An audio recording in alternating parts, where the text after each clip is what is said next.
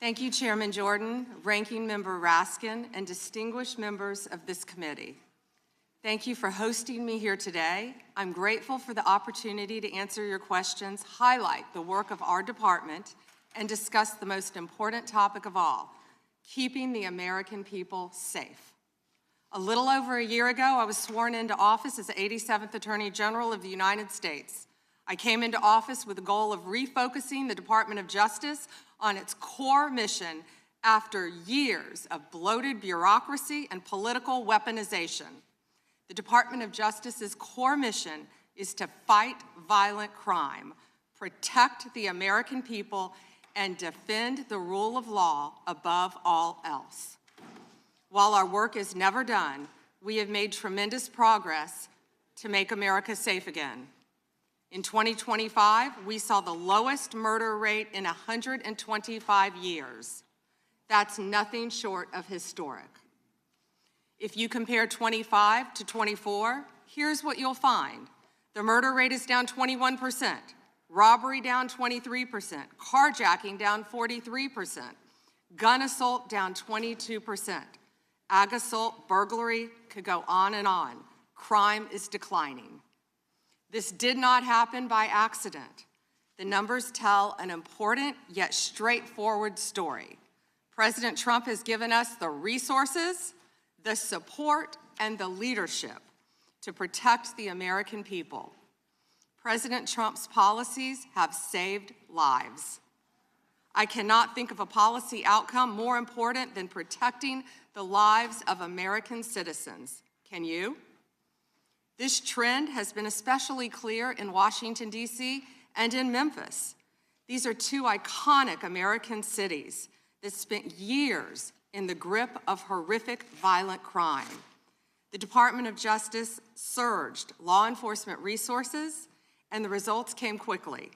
Crime plummeted in both cities.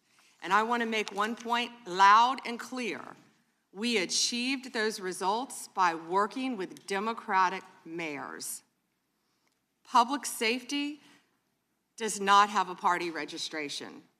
When your constituents call 911, they don't ask for political views of the responding officer. They ask for help. I have federal agents in each and every one of your districts. They're here to help, and I am here to help. Many cities and states have worked with us and taken advantage of our federal support. Some have not. Meanwhile, a few elected officials have declared that they are, quote, at war with the federal government and encouraged widespread obstruction of law enforcement. This has resulted in avoidable clashes on the streets, as you've all seen. We've seen rioters storming a Christian church. Citizens and law enforcement officers have both been endangered by reckless rhetoric. We have made dozens of arrests in and around Minneapolis so far, and many of them could have been avoided by simple compliance with federal law. Of course, our efforts reach beyond our urban centers. We are striking crucial blows against terrorist organizations such as MS-13, TDA, the Sinaloa Cartel, and Antifa. And as we sit here, I think you've seen the news this morning. The news is reporting that cartel drones are being shot down by our military. That's what we all should care about right now, protecting America. As we seek to dismantle these drug trafficking networks that poison Americans, in 2025, our DEA agents seized more than 47 million fentanyl pills and more than 9,800 total kilos of fentanyl. That represents 369 million potentially deadly doses that can kill Americans. Meanwhile, our attorneys are fighting for President Trump's agenda in courtrooms across this country. This administration has been sued 627 times.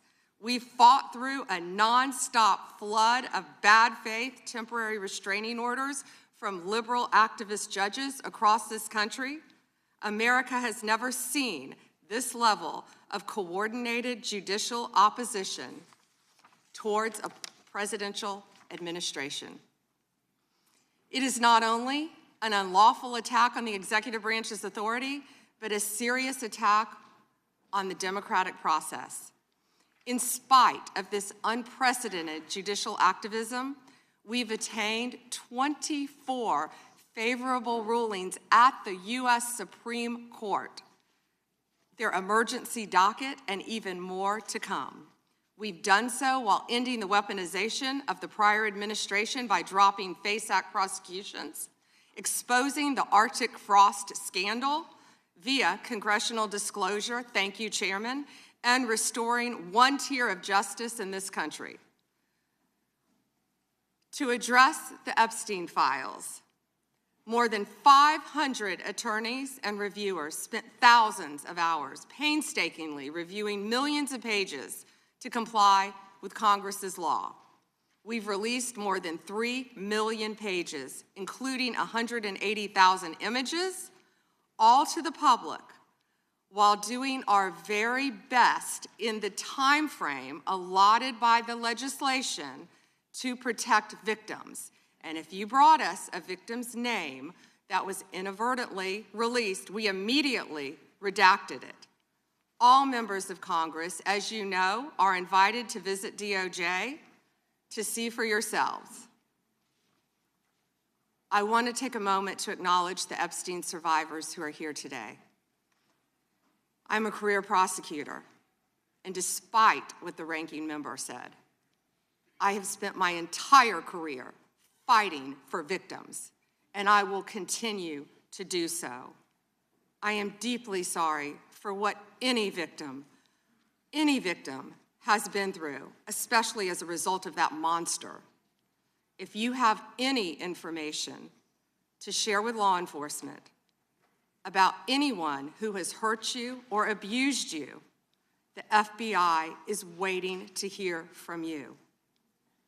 I want you to know that any accusations of criminal wrongdoing will be taken seriously and investigated.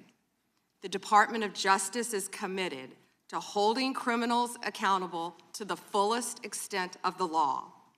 In 2025, the FBI arrested over 1,700 child predators, a 10% increase from 2024.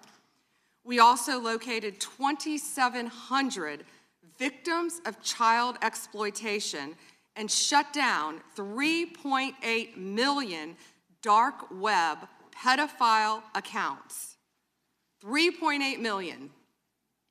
So please, if you have information to share that needs to be investigated, contact the FBI. Today, I look forward to discussing further our shared obligation to protect the American people, uphold the rule of law, and keep this nation safe.